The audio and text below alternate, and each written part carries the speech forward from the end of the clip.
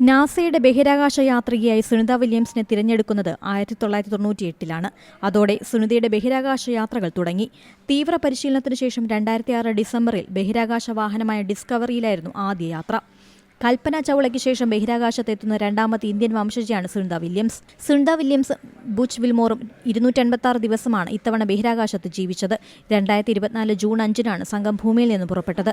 7-ാം തീയതി ബഹിരാകാശത്തെത്തി. 13-ാം തീയതി മടങ്ങാനായിരുന്നു പദ്ധതി. എന്നാൽ സ്റ്റാർലൈനറിന്റെ ത്രസ്റ്റുകൾക്കുണ്ടായ തകരാറുകളും ഹീലിയം ചോർച്ചയും പദ്ധതിക്ക് തടസ്സമായി. 9 മാസത്തോളമാണ് 8 ദിവസത്തെ ദൌത്യത്തിനായി പുറപ്പെട്ടവർ ഭൂമിയിൽ നിന്ന് 400 കിലോമീറ്ററിന് മുകളിൽ കുടുങ്ങിയത്. സുനിത വില്യംസിന്റെ ക്രിസ്മസും പിറന്നാൾ ആഘോഷവും എല്ലാം ഇത്തവണ ബഹിരാകാശത്തായിരുന്നു. അമേരിക്കൻ പ്രസിഡന്റ് തിരഞ്ഞെടുപ്പിൽ ബഹിരാകാശത്തെ ബൂത്തിൽ സുനിത വില്യംസ് വോട്ട് ചെയ്തതും വലിയ ചർച്ചയായിരുന്നു. 2012-ലും സുനിതയുടെ പിറന്നാൾ ആഘോഷം ബഹിരാകാശത്തായിരുന്നു. സംഭവബഹുലമായ സുനിതയുടെ ബഹിരാകാശ ജീവിതം കൗതുകത്തോടെയാണ് ലോകം കേട്ടത്. ആദ്യമായി ബഹിരാകാശ മാരത്തണും പൂർത്തിയാക്കി.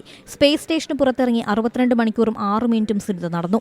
ബഹിരാകാശത്ത് ഏറ്റവും കൂടുതൽ നടന്ന വനിത എന്ന പെഗ്ഗി വിറ്റ്സന്റെ റെക്കോർഡ് സുനിത തിരുത്തി. 9 തവണ സ്പേസ് വാക്കും നടത്തിയിരുന്നു. ഗുജറാത്തിലെ ജുലാസൻ ഗ്രാമത്തിൽ നിന്നും അമേരിക്കയിലേക്ക് കുടിയേറിയ ഡോക്ടർ ദീപക് പാണ്ഡ്യയാണ് സുനിതയുടെ പിതാവ്. അമ്മ സ്ലൊവേനിയക്കാരിയാണ്.